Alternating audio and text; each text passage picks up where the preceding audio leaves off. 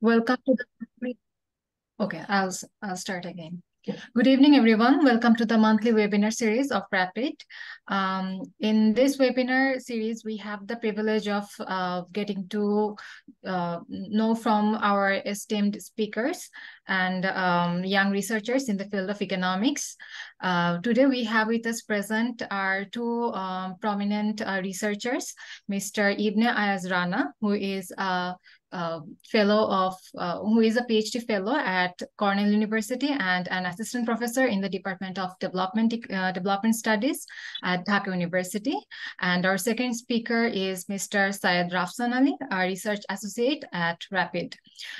Before we proceed to the actual session, I would like to request Dr. M. Abu Yusuf, Research Executive Director of RAPID, to give his introductory remarks.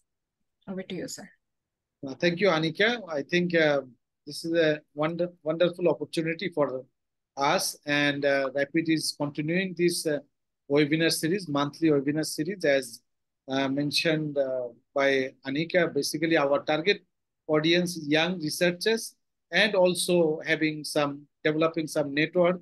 For example, Rana is doing his PhD at Cornell University. Dr. Dean has finished his PhD from Boston University. So wider network, basically, and that will encourage our young researchers, both for encourage them for research and also for their higher studies, their career, and many issues, how a research findings can be presented in a nice manner.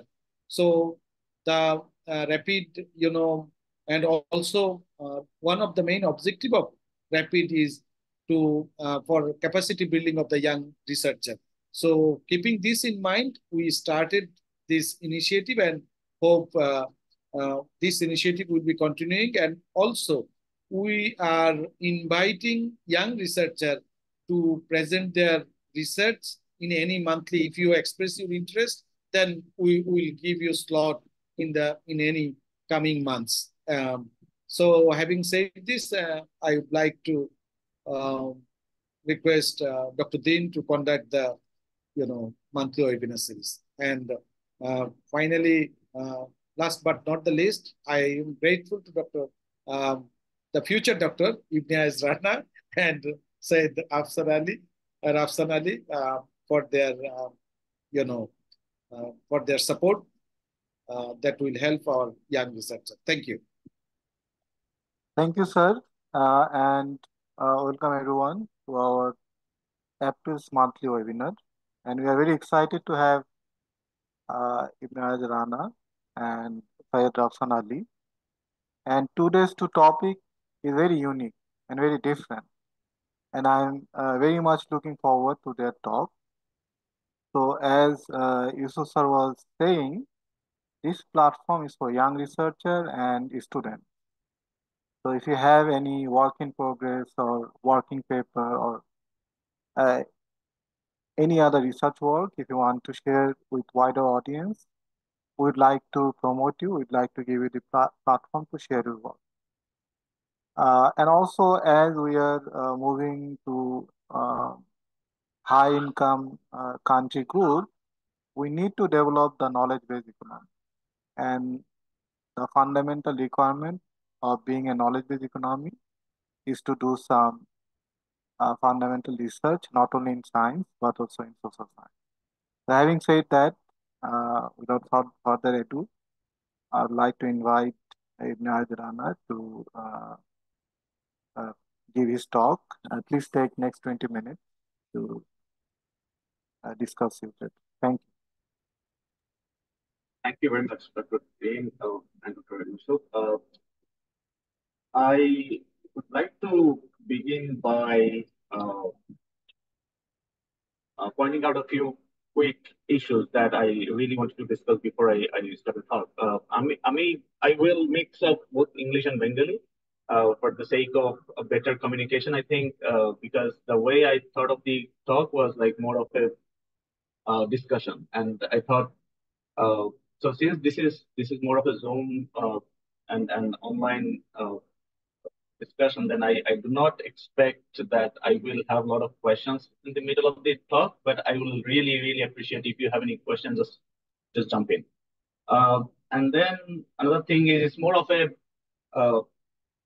usually you are very much listening to more economics discussion, public policy discussion, but what I will be talking from a more of a management perspective, because I was doing more of public policy thing before I'm doing what I'm doing now. But this is more of a managerial economics or something organizational economics, if you want to like call it from that sense. So, and also I did not prepare any PowerPoint presentation for this talk, for which I'm really sorry about that. But I have some points in my screen, and I'll talk on that. And elaborate on those points. And it's a very, very basic understanding of what I am doing now. It's very basic. It would be 101 course if you say that sense. So আমার যে এখন যে কাজটা আমি করছি, আমার PhD আমি এখন মাঝামাঝিতে আছি। সেখানে আমি দেখার চেষ্টা করছি যে কিভাবে ওয়ার্ক প্লেস গুলো পরিবর্তন হচ্ছে। ওয়ার্ক প্লেস বলতে আমরা বুঝাই যে যেখানে মানুষজন কাজ করে, রাইট? তো মানুষজনের কাজ করার জায়গাটা ট্র্যাডিশনালি অফিস সেটিং বলি আমরা, বা তার বাসার বাইরের কোন একটা জায়গা।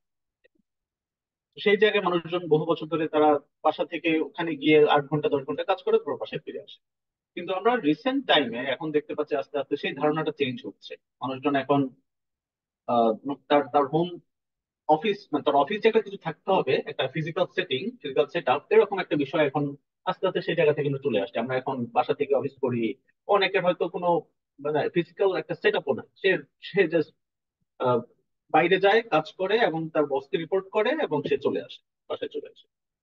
তো এই যে পরিবর্তনগুলো আসছে, এটা তাহলে ভবিষ্যৎটা কি? আমার আমার প্রধান প্রশ্নটা সেটা, যে আমরা তাহলে এই জায়গাটায় কিভাবে একজন কর্মী বা একজন ওয়ার্কারের প্রোডাক্টিভিটিটা এনশিওর করবো, যে সে প্রপারলি কাজ করছে, তার তার হচ্ছে যে যে আউটপুটটা দেওয়ার কথা সেটা ঠিক করছে, এবং তার তার ওভারঅল তার যে সুপারভিশনটা সেটাও প্রপারলি হচ্ছে। কারণ এখানে অনেকগুলো বিষয় ইনভলভ। প্রথমত হচ্ছে যে একটা দূরত্ব, একটা রিমোট যেই কানেকশন ওয়ার্কার এবং তার সুপারভাইজারের সাথে, এবং এর ফলে দেখা যায় যে অনেক ধরনের কমিউনিকেশন প্রবলেম হতে পারে। সেখানে হতে পারে তার তার তার ফর এক্সাম্পল যে সে কিভাবে ইভ্যালুয়েটেড হবে তার একটা ব্যাপার থাকবে, সে কিভাবে ডিরেক্টেড হবে। হ্যাঁ, কাজের মধ্যে তো সুপারভাইজার তাকে ডিরেক্ট করতে হবে, সেটা কিভাবে হবে? তাকে ডিসিপ্লিন করার প্রয়োজন হতে পারে, সেটা কিভাবে হবে? যখন আমরা ট্র্যাডিশনাল ওয়ার্ক প্লেসে কাজ করি, আপনারা দেখেন যে হয়তো ম্যানেজারের রুম থাকে এক জায়গায়, ওয়ার্কারদের একটা জায়গা থাকে, তো সেখানে এক ধরনের কমিউনিকেশনের ব্যবস্থা তৈরি হয়। এবং এটা নিয়ে প্রচুর রিসার্চ আছে কিভাবে এই ওয়ার্কার এবং ম্যানেজারদের কোলাবোরেশন, কমিউনিকেশনটা কিভাবে প্রোডাক্টিভিটি গ্রোথ সেটা এগুলোকে এফেক্ট করে। এখন যেহেতু আমাদের ওয়ার্ক প্লেসের ধারণাটা চেঞ্জ হচ্ছে আস্তে আস্তে, তাহলে এখানটায় আমরা কিভাবে এই গ্যাপটা, আমাদের ফিজিক্যাল স্পেসের যেই জায়গাটা, সেটা কিভাবে আমরা আমরা ঠিক করবো, বা সেখানে কোনো প্রবলেম হলে কিভাবে আমরা সেটাকে অ্যাড্রেস করবো। তো এটা আমি যদি শুরুটা করি, কিভাবে আমাদের এই ম্যানেজমেন্টের ধারণাটা আসলো। ম্যানেজমেন্টটা আমরা যদি চিন্তা করি, যেমন একদম একটা রেভলিউশনারি জায়গা ছিল যে 1913 সালে যখন হেনরি ফোর্ড তিনি অ্যাসেম্বলি লাইন আবিষ্কার করলেন। অ্যাসেম্বলি লাইন বলতে বোঝানো হচ্ছে যে আহ, একই কাজ, যেমন হয় কি আগে তো কাজগুলো বিশৃঙ্খল ভাবে হয়তো হতো, যে একই কর্মী দেখা যাচ্ছে অনেকগুলো কাজ করতেন এই জায়গায় সেই জায়গায় ওই জায়গায় গিয়ে, সেটা করতে গিয়ে অনেক ধরনের সময় লস হতো, যেটাকে ম্যান ডে বা ম্যান টাইম যাই বলেন, সেভাবে করে যদি ব্যাখ্যা করা হয় তাহলে অনেক সময় নষ্ট হতো। এবং দেখা যাচ্ছে যে এই সময় নষ্ট হওয়ার ফলে পণ্যের যে ফাইনাল যে প্রোডাক্ট, সেটার দামটাও বাড়তে থাকতো, যেটা আলটিমেটলি মানুষের জন্য অনেক সময় যেগুলো লাক্সারি গুড সেগুলো অ্যাফোর্ড করা কঠিন হতো। 1913 সালের কথা বলতে এই কারণে বলছি, যে সময় হেনরি ফোর্ড, হ্যাঁ, আপনারা তার নাম জানেন, বিশাল অটোমোবাইল ম্যানুফ্যাকচারার, এখন যে ফোর্ড কার ম্যানুফ্যাকচারার আছে, সেখানটায় তিনি যেটা করলেন, তিনি অ্যাসেম্বলি লাইন আবিষ্কার করলেন। এখানে কি করলেন, যে তিনি একটা কর্মীরা তাদের জায়গায় থাকবে, প্রত্যেকে তার কাজটা করবে, এবং ওই যে কাজটা সেই কাজটা রোটেট হতে থাকবে। ফর এক্সাম্পল, একটা মেশিনের মাধ্যমে একটা গাড়ির জিনিসগুলো সেগুলো ঘুরতে থাকবে, আর কর্মীরা তার জায়গায় এসে সেই কাজটা করে, মানে তার জায়গা থেকে থাকবেন এবং তার কাজটা করে চলে যাবে। মানে তার কাজটা করার পরে মেশিনটা রোটেট করবে। এটা করতে গিয়ে উনি দেখালেন যে এতে করে এটাকে তিনি বলেছিলেন যে this innovation reduced manufacturing time for magnet of flywheels from 20 minutes to 5 minutes. মানে সময় অনেক বাঁচালো, এবং সময় বাঁচানোর ফলে দেখা গেল যে ওই গাড়ি উৎপাদনের যে খরচ সেটাও কমে গেল, এবং সেটা সেই সময়ের পর থেকে এই গাড়িটা আমেরিকান যে মিডল ক্লাস আছে তাদের কাছেও সেটা অ্যাফোর্ডেবল হওয়া শুরু হলো। এবং এটা করতে করতে মূলত এটা আস্তে আস্তে সব ইন্ডাস্ট্রিতে ছড়িয়ে পড়লো যে অ্যাসেম্বলি লাইন কনসেপ্ট কিভাবে আহ, আমার ওয়ার্কারদের প্রোডাক্টিভিটি বাড়ানো যায় সেম কস্টে অথবা তার থেকে কম কস্টে, এবং at the same time management অর্থাৎ যে সুপারভাইজার এবং ওয়ার্কার তাদের মধ্যকার সম্পর্কটাও খুবই অ্যাক্টিভ থাকে। এটা মূলত, যদিও হেনরি ফোর্ডের ম্যানেজমেন্ট লিটারেচারে হেনরি ফোর্ডের এক্সাম্পলটা বেশি দেওয়া হয়, কিন্তু এটা মূলত শুরু হয়েছিল, এটা আমি খুব ইন্টারেস্টিংলি রিসেন্টলি জেনেছি, এটা খুবই শুরু হয়েছিল যে আহ, এখানকার যে সিনসিনাটির ওয়াইহো সেখানকার মিট প্রসেসিং ইন্ডাস্ট্রিতে তারাই শুরু প্রথম এই এইভাবে কাজ করা শুরু করেছিল। এরপরে সেটা লার্জ স্কেলে অটোমোবাইল ইন্ডাস্ট্রিতে আসে। এনিওয়ে, মূল কথা হচ্ছে অ্যাসেম্বলি লাইন যখন শুরু হয় সেই শিল্প বিপ্লবের একটা একটা বড় পার্ট জুড়ে সেটা থাকে, এবং আমাদেরকে যখন ম্যানেজমেন্ট পড়ানো হয়, ম্যানেজমেন্ট পড়ানোর প্রথম ধারণার মধ্যে এই বিষয়গুলো থাকে যে কিভাবে অ্যাসেম্বলি লাইনের ইনোভেশনটা প্রোডাক্টিভিটি বাড়ায় এবং আপনার হচ্ছে প্রোডাকশন কস্ট কমায়। এখন এই অ্যাসেম্বলি লাইন যখন শুরু হলো তখন তো ঠিক আছে, এখন এখন ম্যানেজাররা খুব এক্সাইটেড যে হ্যাঁ আমার তো কাজ বাড়ছে এবং আমি অল্প অল্প টাকায় বেশি কাজ করাতে পারছি, অল্প সময় বেশি কাজ হচ্ছে। তারা ওই স্পিড অফ দি মেশিন যে কিভাবে, তারা দেখলো যে 20 মিনিট থেকে 5 মিনিটে নেমে আসছে ফর এক্সাম্পল একটা একটা প্রোডাকশন প্রসেস। তারা এটাকে আরেকটু এক্সপেডাইট করতে চাইলো, এটাকে তারা 4 মিনিট করতে চাইলো, 3 মিনিট করতে চাইলো। এটা করতে গিয়ে এক ধরনের ওয়ার্কার উপর এক ধরনের প্রেশার শুরু হলো যে ঠিক আছে তাহলে তো এটা আর আর আর করা যাচ্ছে না। এখন ওয়ার্কারদের সেফটি সিকিউরিটি, তাদের তাদের যে ওয়ার্ক আওয়ার্স সেগুলোর বিষয়ে কথাবার্তা আসছে যে কিভাবে কিভাবে সেটা সেটা আমরা ঠিক করবো। তো এখন এটা করতে গিয়ে আহ, যখন ওয়ার্কার এবং ম্যানেজারদের মধ্যে একটা কনফ্লিক্ট তৈরি হওয়া শুরু হয়, তখন এসে আমরা এখানে দেখতে পাই যে কিছু যদি আমরা ভাগ করি যে কয়েক ধরনের কন্ট্রোল মেকানিজম তৈরি হয়। তো প্রথমটা একদম আমরা ব্রডলি লিটারেচারে দুভাগে এই কন্ট্রোলটাকে দেখানো হয় কিভাবে ম্যানেজাররা ওয়ার্কারদের কন্ট্রোল করে। প্রথম কন্ট্রোলটা বলা হয় টেকনিক্যাল কন্ট্রোল, যেটা শুরুর দিকটা অর্থাৎ অ্যাসেম্বলি লাইন যখন শুরু হয় ওই সময়কার দিকের আহ, কথাবার্তাগুলো, এটা যে টেকনিক্যাল, ওটাকে টেকনিক্যাল কন্ট্রোল আকারে লিটারেচারে ক্যাটেগরাইজ করা হয়। টেকনিক্যাল কন্ট্রোলে যে কোনো কন্ট্রোল, ম্যানেজারিয়াল কন্ট্রোলই যদি বলি, আমি প্রথমে বলছি ম্যানেজারিয়াল কন্ট্রোল, সেটার সাব সাব সাব ক্যাটেগরি হিসেবে বলছি টেকনিক্যাল। ম্যানেজারিয়াল কন্ট্রোলেরই তিনটা অংশ থাকে, একটাকে বলা হয় ডিরেকশন, ইভালুয়েশন এন্ড ডিসিপ্লিন। অর্থাৎ একজন ম্যানেজার তার কর্মীকে ডিরেক্ট করবেন, ইভালুয়েট করবেন এবং ডিসিপ্লিন করবেন। ডিরেক্ট করবেন বলতে তাকে কাজ শেখা, কাজটা বুঝিয়ে দিবেন এবং কাজ কিভাবে করতে হয় সেটা দেখিয়ে দিবেন। ইভালুয়েশন হচ্ছে সে কর্মী ঠিক মতো কাজটা করছে কিনা সেটা দেখবেন। আর ডিসিপ্লিন হচ্ছে সেই ইভালুয়েশনের উপর ভিত্তি করে, অর্থাৎ কাজটা ঠিক মতো করছে কি করছে না তার উপর করে একটা অ্যাকশন দিবেন। হ্যাঁ, তাকে হয় প্রমোশন দিবেন, রিওয়ার্ড দিবেন, অথবা তাকে ফায়ার করবেন, ডিমোশন দিবেন। এই তিন প্রকারের পুরো ওয়ার্কারের প্রোডাক্টিভিটিটা মনিটর করা। এখন যখন ওই টেকনিক্যাল কন্ট্রোলের কথা বলা হচ্ছে এই কারণে যে সেটা মোর অফ একটা ফিজিক্যাল স্পেসের মধ্যে থেকে ছিল, এবং ডিরেক্ট কন্ট্যাক্টের মধ্যে, অর্থাৎ ওয়ার্ক ম্যানেজার দেখা যাচ্ছে ওয়ার্কারদের অ্যাসেম্বলি লাইনের পাশাপাশি হাঁটছেন এবং নোট নিচ্ছেন। আপনারা রিসেন্টলি খুবই পুরোনো একটা মুভি দেখেছি, এটার নাম, মুভিটার নর্মাল রে।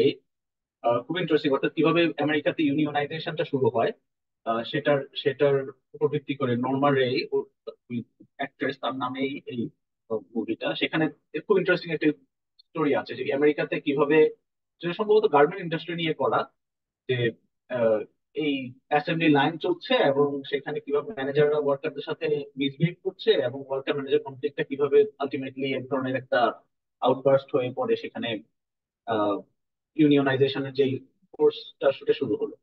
বাট পয়েন্ট হলো যে এই ম্যানেজার এবং ওয়ার্কারের কনফ্লিক্টটা খুবই অবভিয়াস হয়ে দাঁড়ায় যে ডিরেক্ট করতে ডিরেক্ট করে তারা দেখা যাচ্ছে যে ইভালুয়েট করার সময় একদম পাশে দাঁড়িয়ে তারা নোট নিচ্ছে যে হ্যাঁ এই ওয়ার্কার এই এত মিনিটে এতটা কাজ করেছে, এত ঘন্টা এতটা কাজ করেছে। এরপরে তারা ডিসিপ্লিন করতো খুবই, ডিসিপ্লিনের নেচারটা ছিল এরকম যে ওই সময় ইন্ডাস্ট্রিয়াল রিজার্ভ আর্মি বলে শব্দটাকে এভাবে বলা হয় লিটারেচারে, যে তারা একদল রিজার্ভ ওয়ার্কার সেট করে রাখতো। যখনই একজন ওয়ার্কার যিনি কাজ করছেন আহ, তার যখন দেখা যাচ্ছে সে ফেল করছে, প্রোডাক্টিভিটি টার্গেটটা রিচ করতে পারছে না, তাকে বাদ দিয়ে আরেকজনকে সরানো। মোর অফ এক ধরনের একটা ডিসকন্টেন্ট দেখা যাচ্ছিল সবার মধ্যে, ওয়ার্কারদের মধ্যে। এই যে একটা ওয়ার্কার ম্যানেজার কনফ্লিক্টটা তৈরি হচ্ছে, এটাকে কোনোভাবে রিডিউস করা যাচ্ছিল না বিভিন্ন মেকানিজম যখন ম্যানেজার নেওয়া শুরু করলো। এখন এই এই টেকনিক্যাল কন্ট্রোল যখন আস্তে আস্তে ম্যানেজাররা দেখলো যে না, এটা করতে গিয়ে তারা ওয়ার্কারদের কাছে অজনপ্রিয় হয়ে যাচ্ছে, ওয়ার্কার ম্যানেজার কনফ্লিক্ট আস্তে আস্তে বাড়ছে, তারা এরপরে একটা চিন্তা শুরু করলো যে ঠিক আছে, তাহলে কি করা যায়, এই পুরো ম্যানেজারিয়াল কন্ট্রোলটাকে চেঞ্জ করে আমার ওয়ার্কার প্রোডাক্টিভিটিও থাকবে, আমার ওয়ার্কার ম্যানেজার কনফ্লিক্টটাও কমবে, এবং আমি আলটিমেটলি আমার কোম্পানি বা আমার অর্গানাইজেশন সেটা বড় হবে বা থ্রাইভ করবে। এটাকে আমরা কিভাবে করতে পারি? তখনই আইডিয়া আসলে ব্যুরোক্রেটিক কন্ট্রোল। এখন এই ব্যুরোক্রেটিক কন্ট্রোলের আইডিয়াটা খুব, মানে ওই টেকনিক্যাল কন্ট্রোলে পড়ে যে আসে তা না, এটা সাইড বাই সাইড তৈরি হচ্ছিল, কিন্তু টেকনিক্যাল কন্ট্রোল থেকে ব্যুরোক্রেটিক কন্ট্রোলের ধারণাটা একটু ডিফারেন্ট। কারণ ব্যুরোক্রেটিক কন্ট্রোল মোর, সেটা একটা এটাকে বলা হয় যে embedded in technical or physical aspects of the production process, but that was technical control. But bureaucratic control relies on an impersonal and formal system of rules, procedures, and roles to guide worker behavior.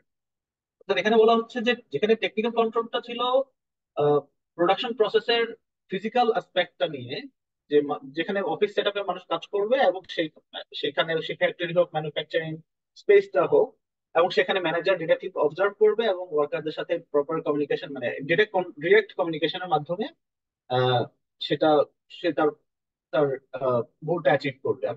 Bureaucratic control এসে মানে কন্ট্রোলে এসে বলা হচ্ছে যে না, এটা more about rules, setting rules, procedures, যেটা আলটিমেটলি একজন ওয়ার্কারের মধ্যে, তার স্পিরিটের মধ্যে সেটা ঢুকে যাবে। অর্থাৎ আমার প্রতিষ্ঠানের ব্যুরোক্রেসি এটা, তুমি যদি কাজ করতে চাও তোমাকে এভাবেই কাজ করতে হবে এবং আলটিমেটলি এই রুল এবং রেগুলেশন গুলো ফলো করতে হবে। তো এটা এটা করতে গিয়ে দেখা যাচ্ছে যে ম্যানেজারের যে ফিজিক্যাল প্রেজেন্স এবং এক ধরনের যে সুপারভিশন বা সার্ভিলেন্স, সেটার প্রয়োজনীয়তা অনেকটাই কমে গেছে।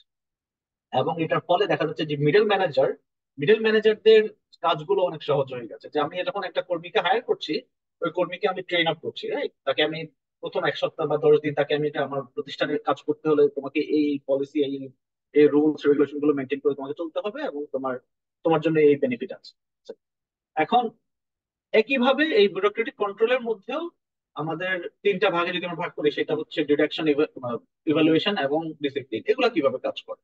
তো সেটা খুবই কি বলা যায়, এক ধরনের রিটেন কনসেন্টের মাধ্যমে এই ডিরেকশন, ইভালুয়েশন বা ডিসিপ্লিন গুলো সেটা কাজ করে। অর্থাৎ আপনি আপনার প্রতিষ্ঠানের যেই যেমন এখন ফর এক্সাম্পল আমরা এতদিন পর্যন্ত যেটা দেখে আসছি যে আমরা যখন কর্মীকে হায়ার করি, তার একটা জব ডেসক্রিপশন থাকে, সেই অনুযায়ী সে তার জব ডেসক্রিপশন গুলো ফলো করে, এবং তার ইভালুয়েশনটা আমরা আহ,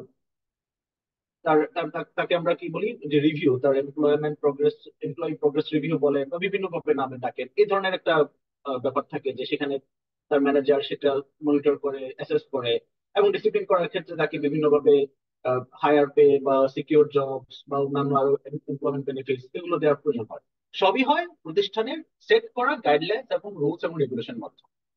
তো এই টেকনিক্যাল এবং ব্যুরোক্রেটিক কন্ট্রোলের মধ্যে পার্থক্যটা খুবই সাটল, মানে এটা যে খুব বড় পার্থক্য যে সেই অর্থে এটাকে বলা যায় না। ব্যুরোক্রেটিক কন্ট্রোলটা বলা যায় more about communicating organisation philosophy, so that একজন এমপ্লয়ি সে মেন্টালি প্রিপেয়ার থাকে যে আমার প্রতিষ্ঠানে এভাবে কাজ করতে হবে এবং এটাই আমার প্রতিষ্ঠানের মিশন আমাকে সেটি অ্যাচিভ করতে হবে। আর টেকনিক্যাল কন্ট্রোলে ছিল সেটা যেহেতু রিটেন গাইডলাইন বা এভাবে একেবারে ট্রেইন আপ ওয়ার্কফোর্স না, সেটা মোর অ্যাবাউট, সেটা যেহেতু ম্যানেজমেন্টের একদম প্রথম দিকের ব্যাপার, এটা হিস্ট্রিক্যাল কনটেক্সটের কথা যেহেতু বুঝছি সে অর্থে, যে সেখানে ছিল যে ফিজিক্যাল স্পেস থেকেই মনিটর করা। তো সেটা থেকে ইনোভেশনটা আসলো যে ঠিক আছে, আমি যদি এই বারবার একই কাজ না করে এটাকে যদি আমি রিটার্ন ফরম্যাটে আনি, এটাকে যদি আমি একটা রুল হিসেবে সেট করি, এরপরে তো আমার আসলে মানে মনিটরিং কস্টটা অনেকটাই কমে যায়, এবং যে মানবে না তাকে আমি যদি একটা ফল্ট পাই, তাকে আমি বারবার চেক করতে হবে না, তাকে আমি বলতে পারি দেখো তুমি এটা করেছো, জানো যে তুমি এটা আবার করবা, এবং আলটিমেটলি তোমার তোমার জন্য এটা ঠিক হবে না, এবং এটার জন্য আহ, তোমাকে ডিসিপ্লিনারি মেজার যেটা সেটা নেওয়ার প্রয়োজনীয়তা আসছে। তো দুটো কথা বললাম, একটা হচ্ছে টেকনিক্যাল আর একটা হচ্ছে ব্যুরোক্রেটিক কন্ট্রোলের ব্যাপার। এখন এটা আমরা এখনকার যেমন এখনকার বাস্তবতা, বিশেষ করে আমাদের দেশে আমরা যেটা দেখি যে সার্ভিস ইন্ডাস্ট্রিতে ব্যুরোক্রেটিক কন্ট্রোলের খুবই প্রভাব আপনারা দেখতে পারেন, যেখানে আমরা যদিও ম্যানুফ্যাকচারিং বা সেই একদম ফ্যাক্টরি বেজে এখনো টেকনিক্যাল কন্ট্রোলের অনেকগুলো কম্পোনেন্ট আছে, বিশেষ করে যদি গার্মেন্ট ইন্ডাস্ট্রির কথা চিন্তা করেন আপনারা, সেখানে এখনো হয়তো ফ্লোর ম্যানেজার থাকে, তার সাথে ইন্টারাকশন থাকে, ওয়ার্কার এখনো কনফ্লিক্টের জায়গা তৈরি হয়, বাট স্টিল সেখানে একটা টেকনিক্যাল আর ব্যুরোক্রেটিক কন্ট্রোলের একটা হয়তো কম্বিনেশন আমরা দেখতে পাই। হ্যাঁ, ওয়ার্কাররা স্টিল প্রতিষ্ঠানের পলিসি সম্বন্ধে জানে, রুলস রেগুলেশন সম্বন্ধে জানে, এবং সেটার একটা প্রভাব থাকে তাদের কাজের মধ্যে। এখন এই দুটো ম্যানেজারিয়াল কন্ট্রোলের বাইরে এসে টেকনোলজির যে অ্যাডভেন্ট হচ্ছে আস্তে আস্তে, বা এটা যে বাড়ছে, এর ফলে ওয়ার্ক প্লেসটা কিভাবে চেঞ্জ হচ্ছে, কিভাবে এই বিশেষ করে ম্যানেজমেন্ট কিভাবে এফেক্টেড হচ্ছে। দেখেন, আর্টিফিশিয়াল ইন্টেলিজেন্সের ব্যবহার আমরা বিভিন্ন জায়গায় দেখতে পাই। হ্যাঁ, মানে এটা নিয়ে প্রচুর কথা হচ্ছে, বিশেষ করে এই দেশে তো প্রচুর কথা হচ্ছে যে কিভাবে আর্টিফিশিয়াল ইন্টেলিজেন্স মানুষের কাজ কমাবে, বাড়াবে, বা এটা কি মানুষকে আসলে জবলেস করে দিবে কিনা, এবং করলে কারা এফেক্টেড হবে, এই নিয়ে প্রচুর আলাপ হচ্ছে। তো সেটারই অংশ হিসেবে কিভাবে আর্টিফিশিয়াল ইন্টেলিজেন্স ম্যানেজারদেরকে এফেক্ট করতে পারে, বা ম্যানেজারদের জবকে কিভাবে অগমেন্ট বা অটোমেট করতে পারে, এ নিয়ে এখন আলাপ হচ্ছে। তো আমি অগমেন্ট এবং অটোমেট শব্দ দুটো পারপাস করে বলেছি, দিস আর দ্য টু কি ওয়ার্ডস, যেটা আসলে আমাদের পুরো এই আর্টিফিশিয়াল ইন্টেলিজেন্স এর ইফেক্টটাকে ব্যাখ্যা করার চেষ্টা করা হচ্ছে, বিশেষ করে হিউম্যান রিসোর্স ম্যানেজমেন্ট পার্সপেক্টিভ থেকে। যে প্রথম প্রশ্ন, যে এটা কি আসলে আমার কাজকে অগমেন্ট করবে নাকি অটোমেট করবে? অগমেন্ট করলে হুইচ ইজ অপটিমিস্টিক, ভালো, এটা এটা তাহলে তো আমার জন্য ভালো। আর অটোমেট করা মানে হচ্ছে তার মানে আমাকে রিপ্লেস করবে।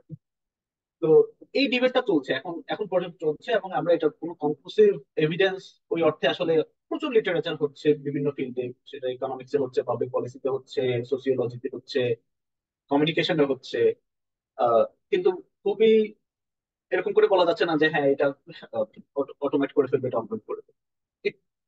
এটার খুব শর্ট একটা অ্যান্সার আমার আমার যিনি অ্যাডভাইজার এখানে তিনি দেন যে it depends on how you use that technology. আপনি যদি মনে করেন যে আপনি টেকনোলজিটা অটোমেট করার জন্য ইউজ করবেন, আপনার কর্মীদের রিপ্লেস করার জন্য ইউজ করবেন, then that will replace your workers, এবং সেটার এক ধরনের ইফেক্ট আসবে।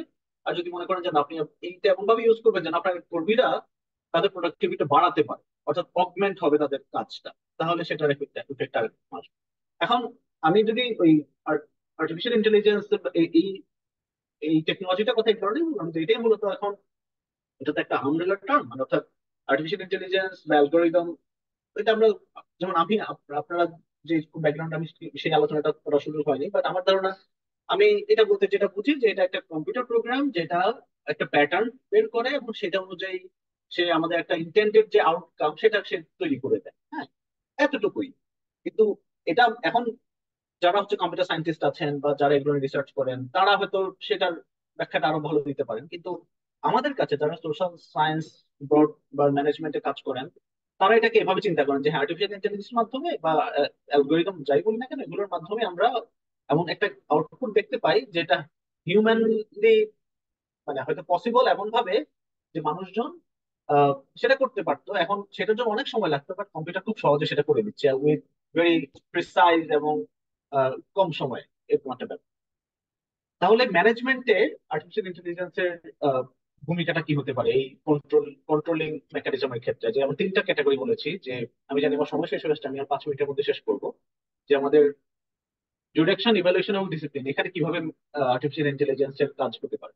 দেখেন, এটা বাংলাদেশে এখনো ট্রেডিশনাল যে অর্গানাইজেশন গুলো আছে সেখানে আমরা একটা ব্যবহারটা আস্তে আস্তে হচ্ছে, কিন্তু প্ল্যাটফর্ম ইকোনমিতে সেটা প্রচুর হচ্ছে। বাট আমেরিকাতে বা ওয়েস্টার্ন কান্ট্রিতে তারা এখন ট্রেডিশনাল অর্গানাইজেশনও এই আর্টিফিশিয়াল ইন্টেলিজেন্সের মাধ্যমে ম্যানেজমেন্ট করা শুরু করেছে, তিনটা পর্যায়ে: ডিরেকশন, ইভ্যালুয়েশন, ডিসিপ্লিন। তো এআই বা অ্যালগরিদমিক ম্যানেজমেন্ট যেটাকে আমরা বলছি এখন এই ম্যানেজমেন্ট লিটারেচারে, যে অ্যালগরিদমিক ম্যানেজমেন্ট বলতে বোঝানো হচ্ছে যে একজন ম্যানেজারের কাজ কিভাবে অ্যালগরিদম করে দিতে পারে, যেখানে আমরা দেখেছি টেকনিক্যাল এবং ব্যুরোক্রেটিক কন্ট্রোল একজন ম্যানেজার ডিরেক্ট করতে হতো। টেকনিক্যাল কন্ট্রোলে দেখেছি তার ফিজিক্যাল প্রেজেন্স থেকে, আর ব্যুরোক্রেটিক কন্ট্রোলে দেখেছি তার রিটেন ইনস্ট্রাকশনের মাধ্যমে বা ট্রেনিং এর মাধ্যমে। আর অ্যালগোরিথমিক ম্যানেজমেন্ট এটা এখন থার্ড ক্যাটাগরি যদি আমরা বলি, টেকনিক্যাল, ব্যুরোক্রেটিক এন্ড অ্যালগোরিথমিক ম্যানেজমেন্ট। এই অ্যালগোরিথমিক ম্যানেজমেন্টের ডিরেকশনটা হচ্ছে একটা অ্যাপের মাধ্যমে। ফর এক্সাম্পল, আপনি যদি উবারের কথা বলেন, উবারের ড্রাইভাররা তারা তারা দেখা যাচ্ছে যে যে যে পথে যাচ্ছে সে কিন্তু কিছুক্ষণ পরে হয়তো একটা নোটিফিকেশন পেলো যে if you take this road rather than that road, তোমার তোমার জায়গা, তোমার সময় বাঁচবে এবং তুমি কম সময় যেতে পারবে। তার জন্য তার ম্যানেজারকে ফোন করতে হলো না, তাকে তার স্পষ্ট এসে বলতে হলো না যে তুমি এটা করো। এটা ওই অ্যালগোরিদম সে সেটাকে এমন ভাবে লার্ন করেছে যে তার ডিরেকশনটা সে এখন নিজেই দিতে পারছে বেসড অন দি কি বলে লার্নিং, সে সেটা যেটা থেকে যেটা পেয়েছে সে হয়তো সেটা এখন রিয়েল টাইম হতে পারে। এটা এটা ইম্পসিবল ছিল হয়তো আপনার এই টেকনিক্যাল এবং ব্যুরোক্রেটিক কন্ট্রোলে, যে একদম ট্রাফিক জ্যামের উপর ভিত্তি করে বলে দিতে পারছে যে তোমার এই রাস্তাটা এখন যাওয়াটা ঠিক হবে না, এটা যাওয়াটা ঠিক হবে। তো এই ডিরেকশনটা আমার যেটা অর্থাৎ অ্যালগরিদমিক ম্যানেজমেন্টের বাইরে চিন্তা করা যায় না। এটা ব্যুরোক্রেটিক বা টেকনিক্যাল কন্ট্রোলে সেটা হয়তো ইররিলেভেন্টই একদম। অ্যালগরিদম ম্যানেজমেন্টের একটা বড় ফিচার হচ্ছে রিয়েল টাইম ব্যাপার, যে আমরা রিয়েল টাইমে আমরা ডিসিশন নিতে পারি। ইভালুয়েশন, ইভালুয়েশনটাও আমার অ্যালগরিদম করে দিতে পারছে কিভাবে, যে আপনি যখন একটা কিছু উবার ফর এক্সাম্পল, উবারে যখন আপনি কাজ করলেন, আমার আমার রিসার্চের ফোকাস হচ্ছে বড় প্ল্যাটফর্ম ইকোনমিতে। আমি যে দুটো প্রসপেক্ট, সেটা হচ্ছে ফ্রিল্যান্স ইন্ডাস্ট্রি, আপওয়ার্ক, ফাইবার, এসবগুলো আপনারা শুনেছেন অনেকেই, freelance.com, এই জায়গায় যারা কাজ করে তারা। বাট যখন আমার আমার আমি যখন লিটারেচার গুলো ঘাঁটি, সেখানে কিন্তু এই এক্সাম্পল গুলো বারবার চলে আসে। সেটা রাইডল ইন্ডাস্ট্রি হতে পারে, আইটি ইন্ডাস্ট্রি হতে পারে, এবং এখন তো প্রচুর ফুড সার্ভিস ডেলিভারি ইন্ডাস্ট্রি এগুলো তৈরি হচ্ছে। তো আমি উবারের এক্সাম্পলটা এই কারণে বারবার চলে আসছে যেহেতু আমার কাজের সাথে সম্পৃক্ত। ইভালুয়েশন এগেইন, আপনি যখন কোনো ড্রাইভারের সাথে যখন একটা রাইড নিলেন, সার্ভিস নিলেন, এবং এরপরে আপনি তাকে ইভালুয়েট করলেন, তাকে 5 স্টার দিবেন না 4 স্টার দিবেন, 6 স্টার দিবেন। একইভাবে আপনি যদি আপওয়ার্ক বা ফাইবার এই ধরনের প্রতিষ্ঠানে কাউকে হায়ার করেন, ফ্রিল্যান্সারকে, তার কাজের উপর ভিত্তি করে তাকে আপনি ইভালুয়েট করতে পারেন, এবং সেই ওই ইভালুয়েশন রেজাল্টের সাথে সাথে পেয়ে যায়। অর্থাৎ আপনি যাকে তাকে 5 স্টার দিলেন, সে তার তার অ্যাভারেজ স্কোর একটা হলো। আপনি যদি তাকে 1 স্টার দেন, তার অ্যাভারেজ স্কোর একটা হলো। অ্যাভারেজ স্কোর ভিত্তি করে তার পরের কাজ পাওয়ার সম্ভাবনাটা সে ঠিক হয়।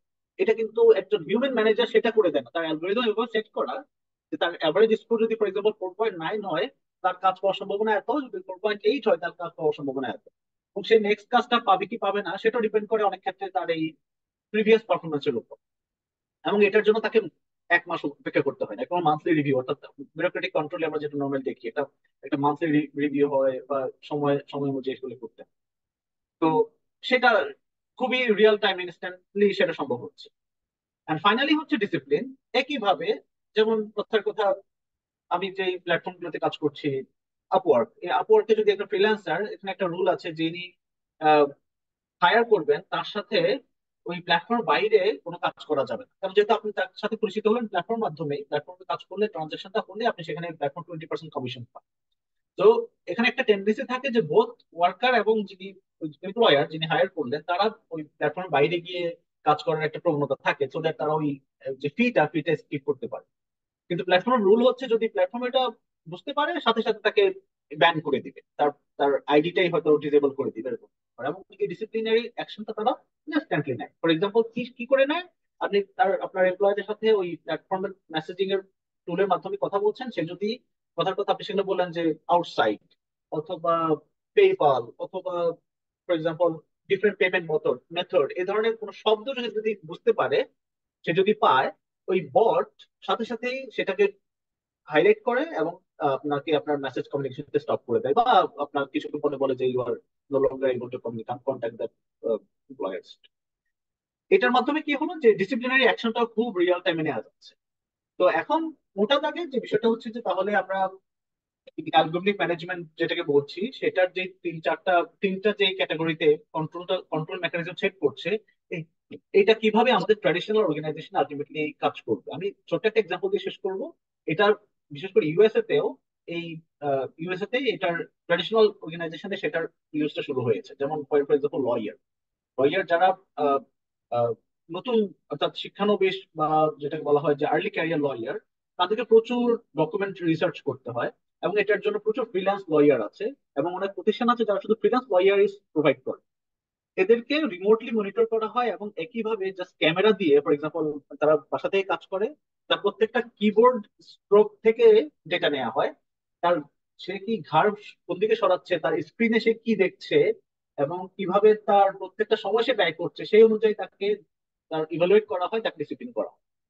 তো এই যে এই সময়টা আসছে এখন, ব্যাপার হচ্ছে যে আমরা তাহলে কোথায় দেখবো ফাইনালি আমাদের ডেস্টিনেশনটা কোথায়, যে কিভাবে আমরা অ্যালগরিদমিক ম্যানেজমেন্টটাকে ওই ওয়ার্কার ম্যানেজার কনফ্লিক্টটা কমানোর জন্য ব্যবহার করতে পারি, সেই বিষয়টা কত দূর যাবে এই বিষয়ে এখন প্রচুর কথা লেখাপড়া হচ্ছে, যে আলটিমেটলি তাহলে এটা কি ওয়ার্কার ডিসকন্টেন্ট বাড়াবে, না এটা কমাবে, না এটা মিডল ম্যানেজার জবকে কিভাবে এফেক্ট করবে, তাদের তাদের জবকে কি ফ্যাসিলিটেট করবে, নাকি আহ, তাদেরকে ইউজলেস করে দিবে। সেই জায়গাগুলো নিয়ে এখন প্রচুর আলাপ হচ্ছে, কিন্তু ওটা দেখে আমার উদ্দেশ্য ছিল যে আপনাদেরকে এটা বলা যে কিভাবে algorithmic management as a third regime of managerial control কিভাবে শুরু হচ্ছে, এবং এটার ফলে আমাদের যে অর্গানাইজেশনাল যে সেটিংটা সেটা কিভাবে চেঞ্জ হচ্ছে এবং এটা ফিউচার আমরা কোন দিকে যেতে পারছি।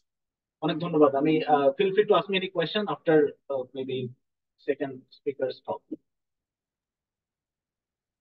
Thank you so much Rana, খুবই চমৎকার ছিল, অনেক নতুন জিনিস জানতে পারলাম। আহ, যদি আমি কুইকলি একটু একটা কমেন্ট করি, তো in our economics we have traditional principal agent problem.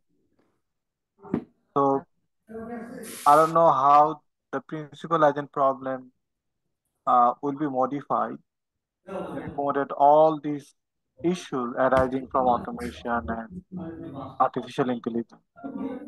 And also, there's always a tension that whether you should decentralize activities or you should centralize activities. So there's always some literature, especially in urban economics, whether you should fragment your production or you should concentrate your production. Say, for example, you always have externality from face to face meeting or workplace. So, what would be the impact on those external benefit and agglomeration benefit if you go for more automation or more workplace work from home or like freelance? So, this is one issue, and the other issue is that we always think the domain of work or type of work we always think is a fixed. But as technology progress, we see more different type of jobs and work emerge. So economists or people who are doing research, is there any way to predict what type of new job, new type of work will be facilitated by these technologies? Just some observation in comment later on. Thank you Thank you very so much for your interesting talk. Let me now request Rafsan Ali to give a talk. Please take not more than 20 minutes. Thank you.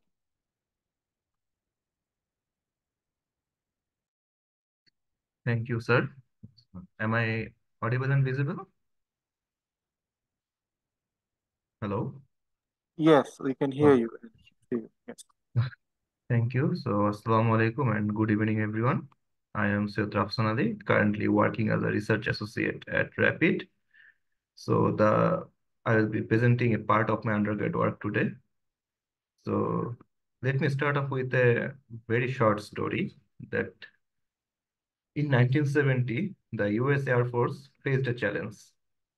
There was a lack of global weather data, which was crucial for their military operations. For addressing these challenges, they introduced a program which is called DMSP, Defense Meteorological Satellite Program. And mainly they have launched a satellite in this program, and which work was to capture the night images of Earth from the space. And initially, the main goal of this satellite was to monitor the weather along with contributing to their military operations. However, one day someone has found out with a fascinating image from this satellite. Now I would like to show you that image. Is it visible now? Hello? Yes. Yeah. So this is the image of the Korean Peninsula from the space. This is the South Korea and this is the North Korea. So we can clearly see that the North Korea is dimmed with the darkness, whereas the South Korea is dazzled with the brightness of the light. This is a nighttime image of Korean Peninsula. Therefore, many researchers and it sparked so many ideas to the social scientist minds as well. And they conducted many rigorous analyses, and they found that these brighter areas often correlated with the higher economic activities. And after that, many of the researchers used nightlight data and they found the desirable outputs. And this is how the remote sensing technology is currently contributing to the modern economic analysis. So I think you have already got an idea about my presentation today. So here I have basically used nightlight data to assess the district level economic vulnerability in Bangladesh after COVID-19. So our motivation is very simple, that we all know that the whole world went through a very unusual crisis and Bangladesh was not an exception. And while it is a very common knowledge that Bangladesh went through a very unusual experience during COVID-19, the analysis figure that, okay. So details regarding the disaggregated studies are yet to be done. And as a researchers in Bangladesh, we all are familiar with the fact that we don't have access to the timely data. And this scarcity of the data is one of the obstacles to monitor this district-wise performance. And in this analysis, we made an attempt to capture this using the satellite nightlight data. And several disaggregated studies are conducted in Indian states as well as the Chinese provinces. But the lack of the data hindered a similar disaggregated study in Bangladesh, and our research aims in that way. So these are the very simple objective of our study. We wanted to see whether we use nightlight as a proxy of our economic activities, and we wanted to see whether the COVID pandemic has an impact on the nightlights. Along with that, we would like to assess those districts' performance toward the resilience of the recovery after COVID-19. So these are the literature review. Henderson et al. 2012 was the very first study that was conducted in the sub-Saharan region. And they estimated elasticity, which is currently called the Henderson inverse elasticity. And they found that the elasticity was close to 1. And following this study, the Baer et al. Conducted the same thing in Nepal, India, and Afghanistan. They found at 1% level of significance, the coefficient for Bhutan and India are 0.97 and 0.90 respectively. With respect to it is the relationship between the nightlight and the GDP. So Baer et al. 2021 is the very recent study which was conducted to track the Indian economic swing using electricity use and nightlight intensity. And during the national lockdown, they found that the COVID illness has a significant negative impact on the nightlight intensity. Therefore, it has hampered the economic activities as well. So based on this literature, we can consider that nightlight can be used to capture the economic activities as well. So here's the methodology. So I have used a very simple measure of dispersion metric for this analysis. So I used this model from a working paper of IMF. So this between variation basically indicates the disparity between the 8 divisions within the represents disparity among the districts. Basically, the between distribution basically indicates the nightlight disparity between 8 divisions, whereas the within disparity indicates the nightlight disparity of districts among the districts between the division or within the division. So I will talk more in the results section. I will talk more about it in the results section. Along with that, we used a very simple fixed effect method. We used a very simple panel regression to check whether the COVID shock has an impact on night light intensity or not. So here NL denotes the night light, CI is the COVID infections, and CD is the COVID deaths.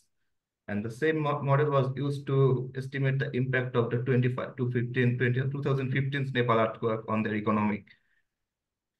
So yeah, so our result section starts from here. So before going to our night light landscape, I would like to shed some light on our mobility trend in Bangladesh during the lockdown. So I have collected this data from Google Mobility Report. The data basically indicates during the lockdown, Google tracked our smartphone to check the mobility of individuals, and then they provided this data. And here I have used three variables: mobility toward workplace, residential, and retail and recreation. And this two sharp decline is associated with is followed by our two major festive, which is Eid al-Fitr and Eid al-Adha. And this is basically the baseline, and baseline is nothing but the median of the previous 5 weeks mobility before pandemic, previous 5-week mobility of pandemic, of lockdown. So this volatile pattern of this mobility clearly indicates that even in the lockdown, there are still some activities occurred in certain places. That means the lockdown was not much strict in Bangladesh during COVID-19. And in this graph, we excluded the weekend to see the actual impact on the working days. So let me compare it with the mobility graph of India. See, the mobility trend in India is less volatile or more consistent. So in Bangladesh, it is a bit volatile. So we can see that there was still in some activities occurred in Bangladesh during the COVID-19 period. Okay. So before explaining this map, I would like to give a brief introduction to our nightlight data.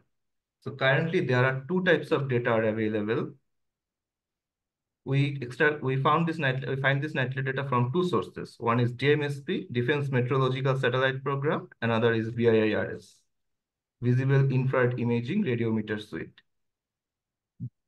If I tell it in simple, we basically convert these images. First, we collect the images from the NOAA or NASA website. Then we convert these images into the text, and after that we convert this text into the number, and each number is called DN, digital number.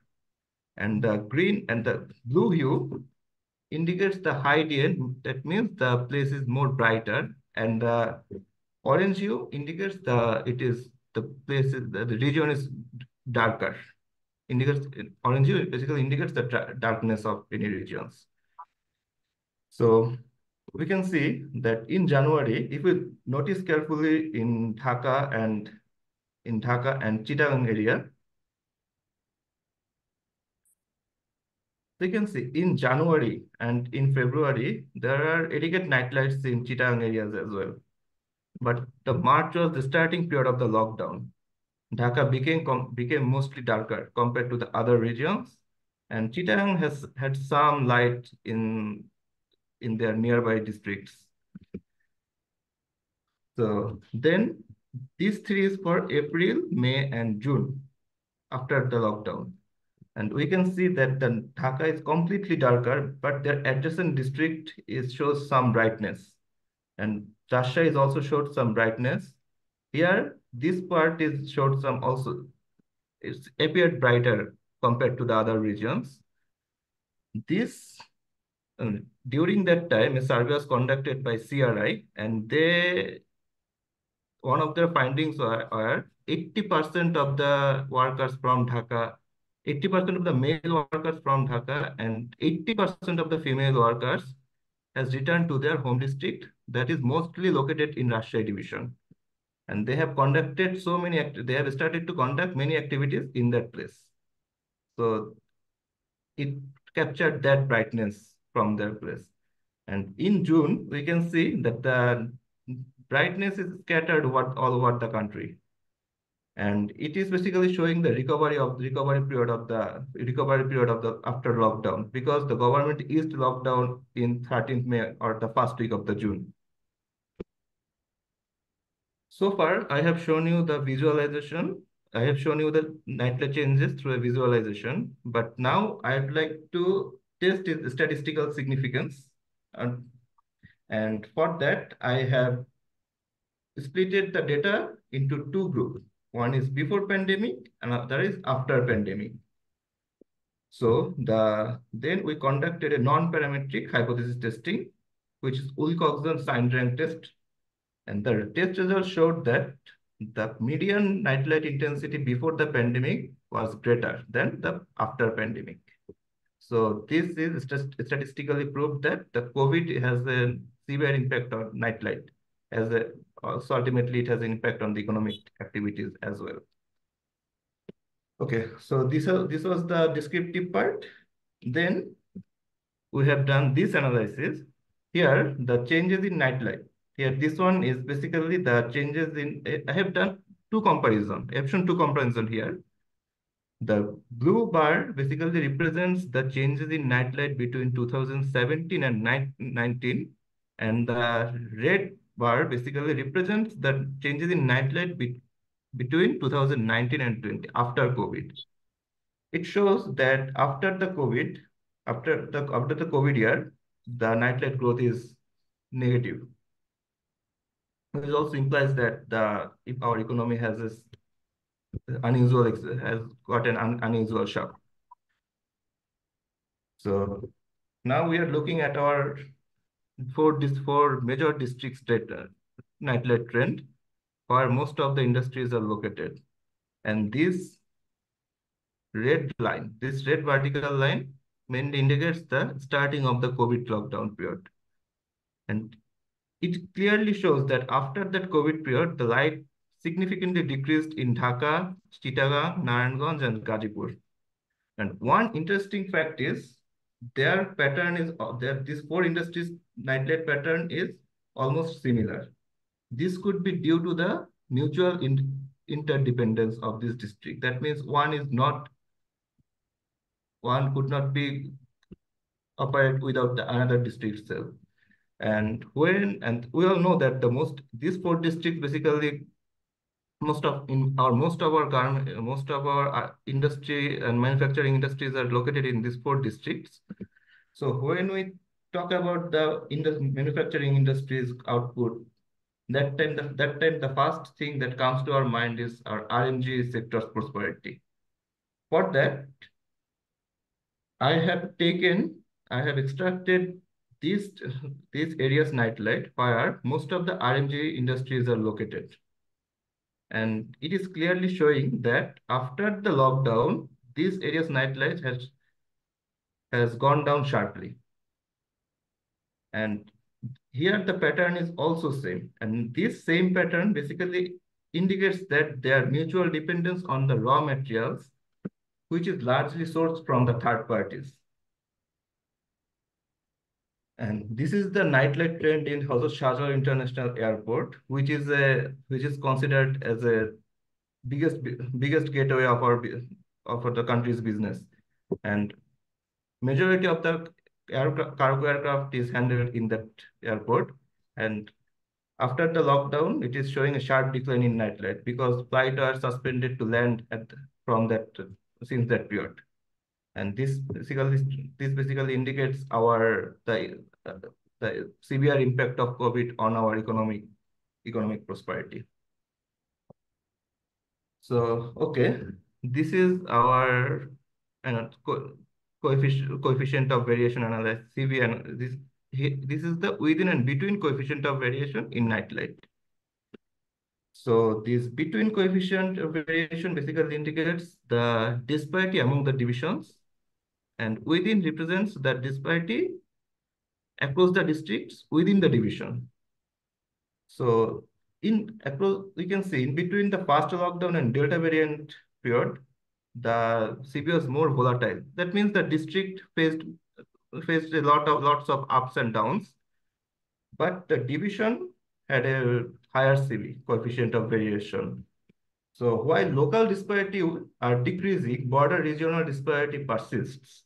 It basically it mainly tells us about the unbalanced development pattern of our country.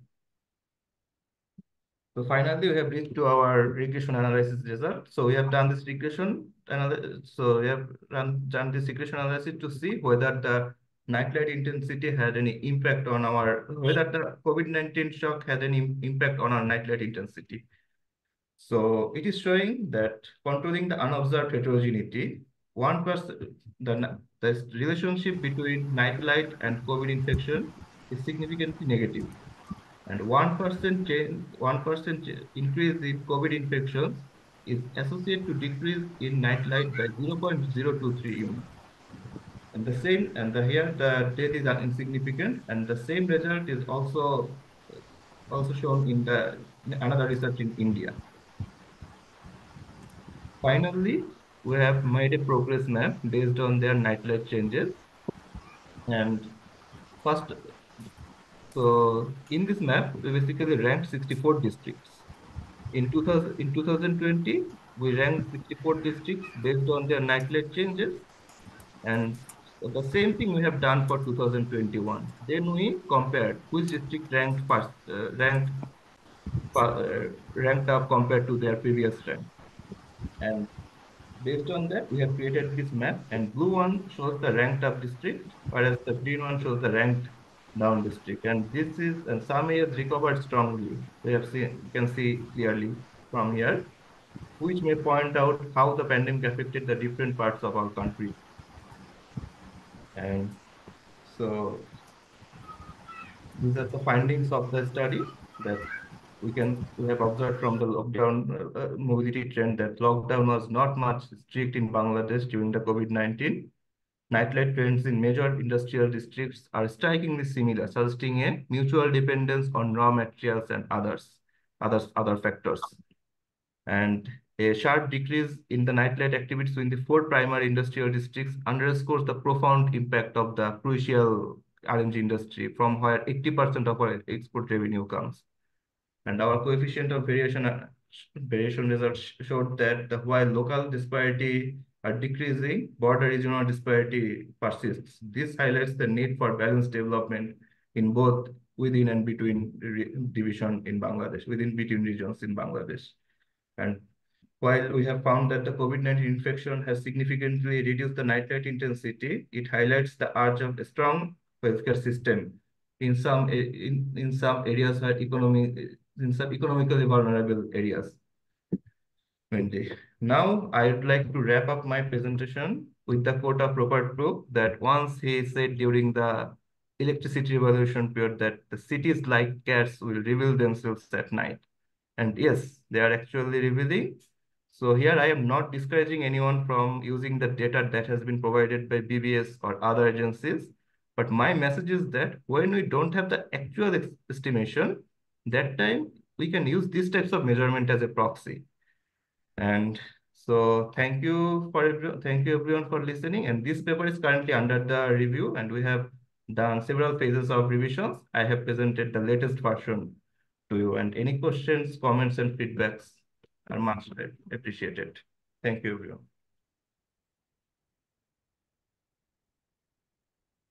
Thank you, Rafsan.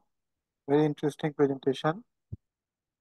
And I have several observations and comments, but I'll hold on it.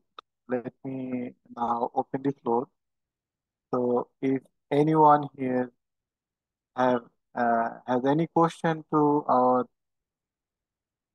first presenter or the second presenter, you can raise your hand, or you can just type your question in the meeting chat, or you can unmute yourself. Yes, Sajjad.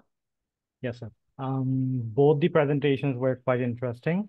I just have a small question to the second presenter, Mr. Rafsan. You used nightlight data as a proxy for economic activity, right? So how accurately does nightlight data reflect economic activity? Especially in areas with limited access to electricity or where economic activity primarily occurs during the day. Okay, so we'll take a few questions, then we'll get back to our presenter.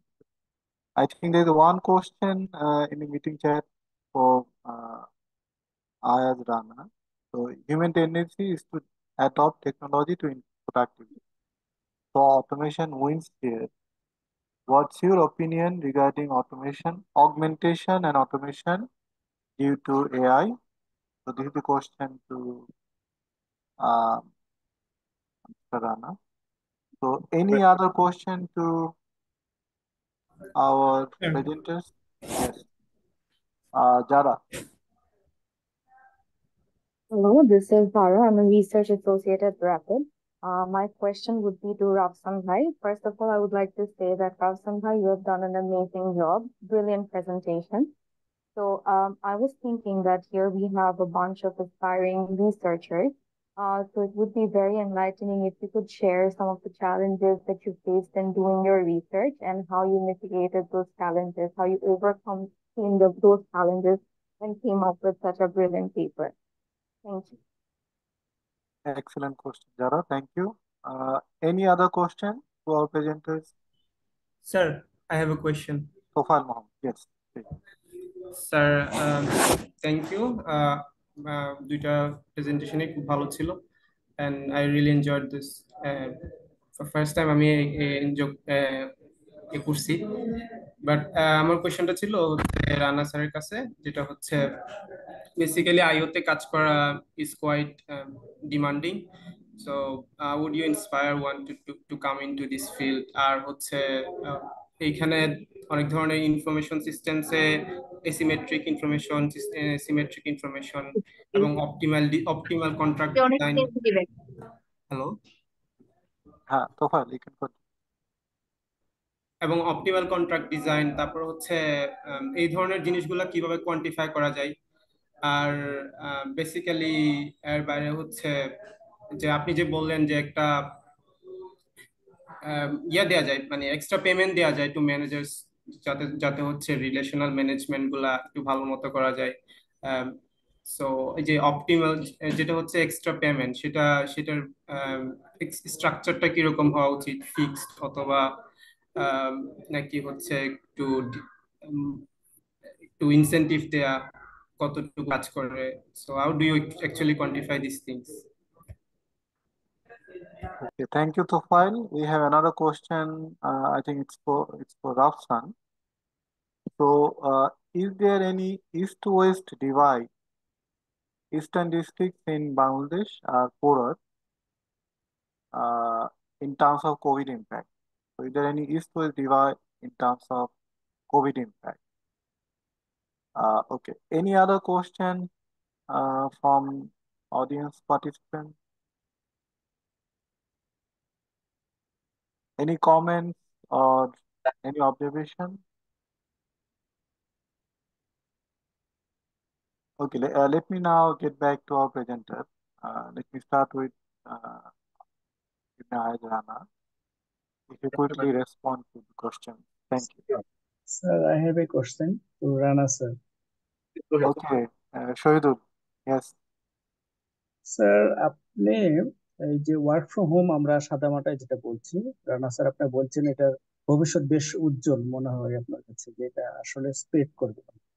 কিন্তু sir এইখানে যে কাজগুলোর জন্য official arrangement দরকার হয়, set আপের দরকার হয়, ইকুইপমেন্টের দরকার হয়, তো এই সেট আপ ফার্স্টে যারা আমাদের অফিসিয়ালি কিছু কাজের জন্য আমাদের ল্যাপটপ মাস্ট দরকার হয়, ডেস্কটপ মাস্ট দরকার হয়, তো এই মানুষগুলোই যখন আপনি বলছেন যে বাসা থেকে কাজ করবে, তো এই সেটিংটা তাকে নিজের খরচে তার বাসায় করতে হবে।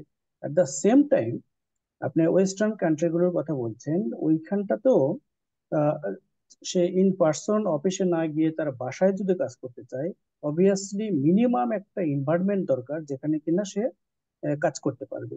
সেক্ষেত্রে আমরা এটা কি বলতে পারি তার কাজের জন্য একটা ভিন্ন বা এক্সট্রা একটা রুম দরকার হবে। তো এটা আমরা সবাই জানি যে ওয়েস্টার্ন কান্ট্রি, ইভেন কি ঢাকা শহরেও এই হোম রেন্ট যেটা, বাসা ভাড়া যেটা, এটা অনেক হাই। তো এইটা কি একটা অবস্টাকল না? এইটা আমরা যারা বলছি যে এটার ভবিষ্যৎ বেশ উজ্জ্বল। Thank you sir. অনেক ধন্যবাদ। আমি তিনটা প্রশ্ন, কারণ প্রশ্ন আমি সময় আক্তার প্রশ্ন বিষয় করছি। আপনি প্রশ্ন করছেন যে অটোমেশন এবং অগমেন্টেশন সেটা আসলে সেটা কিরকম হবে আর্টিফিশিয়াল ইন্টেলিজেন্স থেকে। আমরা খুবই অবভিয়াসলি দেখি যে আমরা অটোমেশনের ইম্প্যাক্টটা খুবই ভালোভাবে দেখতে পাই, এবং এটা বিভিন্ন জায়গায় আপনি বলছেন যে টেন্ডস টু উইন। এর পয়েন্ট হলো যে আপনি কিভাবে চান, মানে যেমন আমি আমার পয়েন্ট গুলো সবগুলোই ম্যানেজমেন্ট স্কলারশিপ থেকে। আমি এখানে অনেকগুলো স্কলারশিপ আছে, আমি যেমনটা বলছি, এখানে ইকোনমিক্স স্কলারশিপ আছে, এখানে আপনার একদম ফিলোসফিক্যাল স্কলারশিপ আছে। ম্যানেজমেন্ট স্কলারশিপের পয়েন্ট অফ ভিউটা হচ্ছে যে আপনার এটা ডিপেন্ড করে যে আপনি আপনার উদ্দেশ্যটা কি।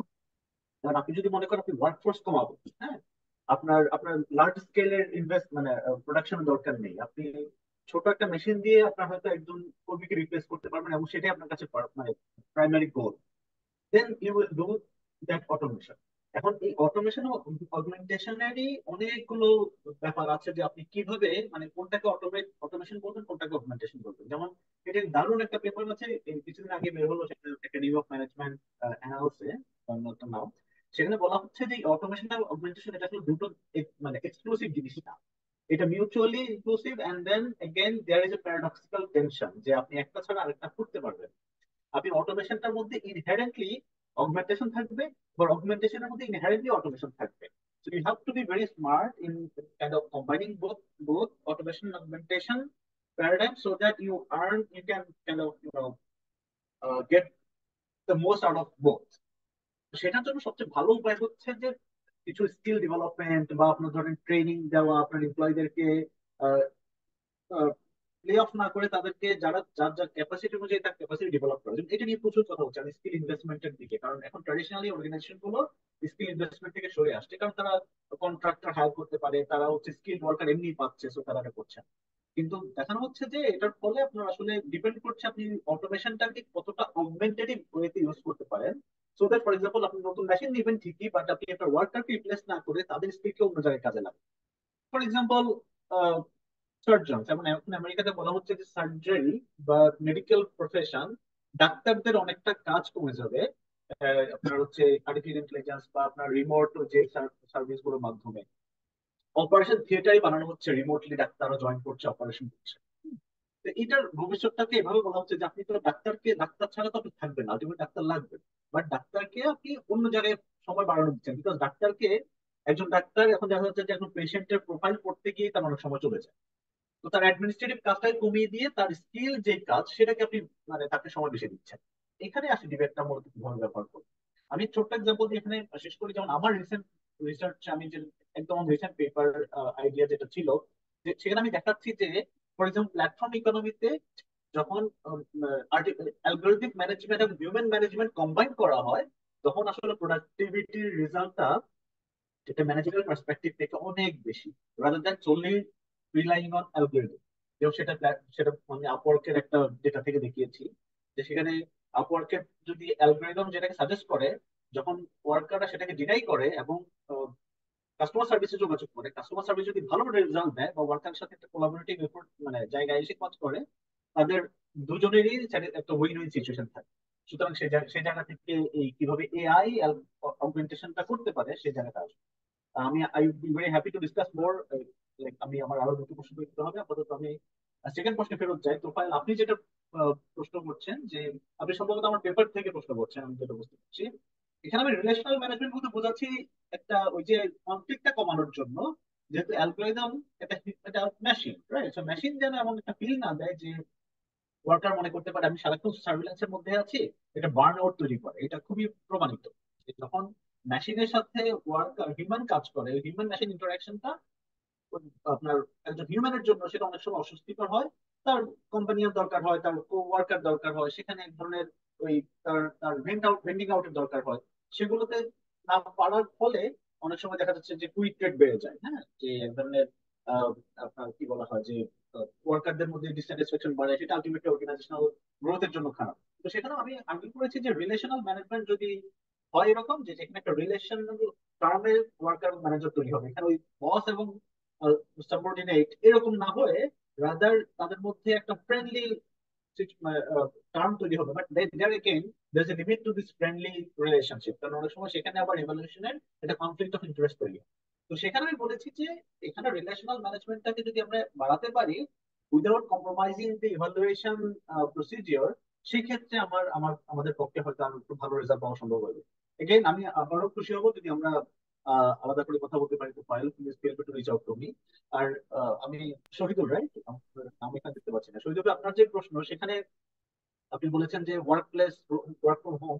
আমি একদম ছোট করে উত্তর দিব এখানে। আপনার প্রশ্নটা খুবই ভ্যালিড যে বাংলাদেশের মতো বাস্তবতায় ওয়ার্ক ফ্রম হোম এখনো অনেক দূরের চিন্তা, বিশেষ করে একদম মাস স্কেলে এখনো দেখতে পাচ্ছি অনেকেই করছে।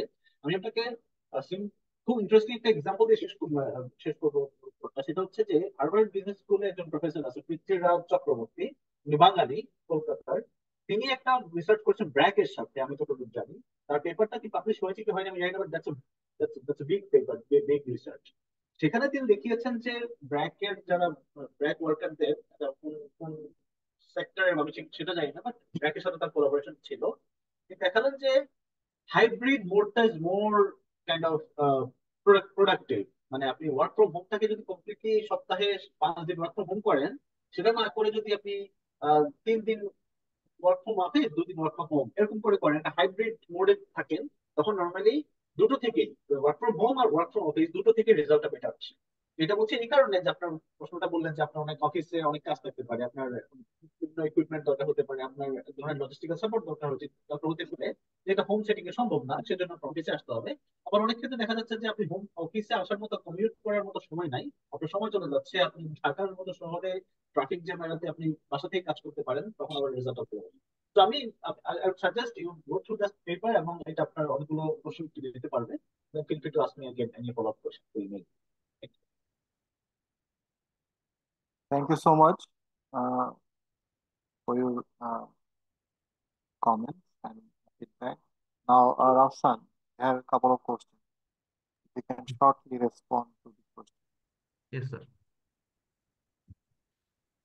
The first question is how accurate nightlight is is used for that place where daytime activities the activities are basically taking place at the daytimes.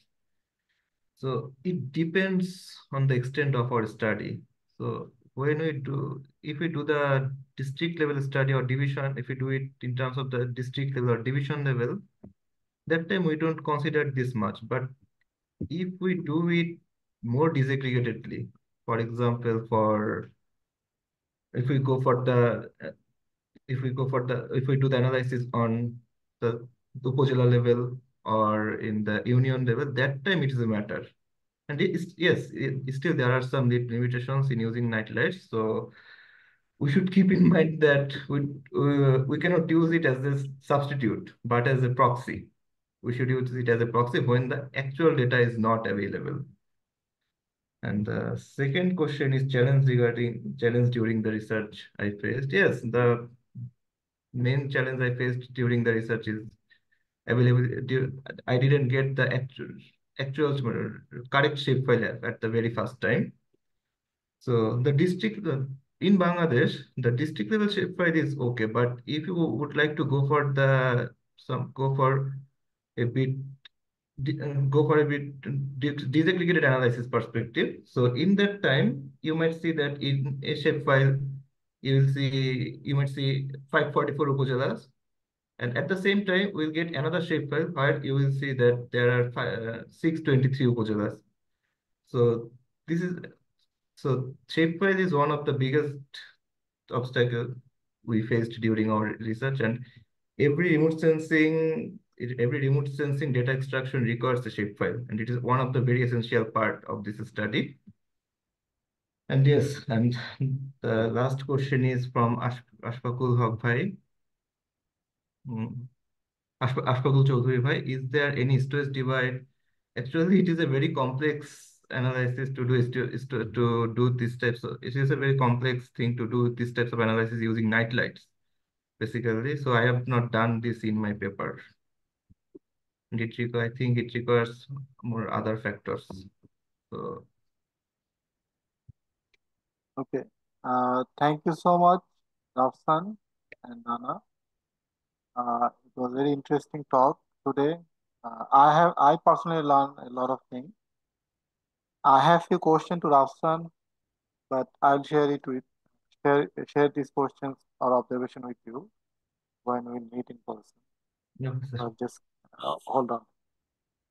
So let me now request Professor Dr. Abhishek, if you have any observation or comments on today's presentation. Thank you. আমার মনে হয় আমরা তো 8টা 10-এ শুরু করছি, 9টা 20, 1 ঘন্টা 10 minute আলোচনা হয়েছে। আমরা যদিও চেয়েছিলাম যে 1 ঘন্টার মধ্যেই আমরা শেষ করা, যাতে 10 মিনিটস স্কুলের মতো, মানে 60 মিনিট ডিসকাশন, এরকম একটা। যাই হোক, টাইম অনেক সময় কি করা যায় না, but very wonderful discussion, two different interesting papers.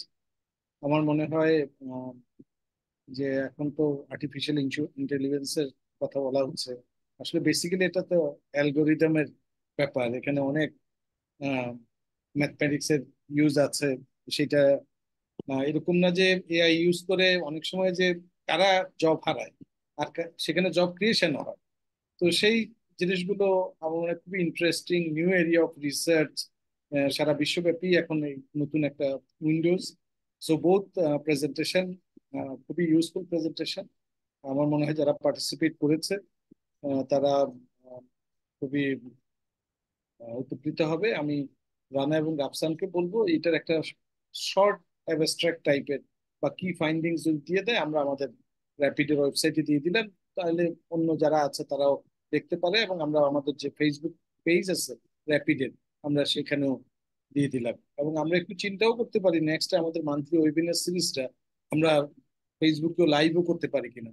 যে হয়তো সেখানেও অনেকে, যদিও ফেসবুকে দেওয়া হয়েছে পোস্টিং, বাট সেখানেও অনেকে আহ, করতে পারে, অংশগ্রহণ করতে পারে।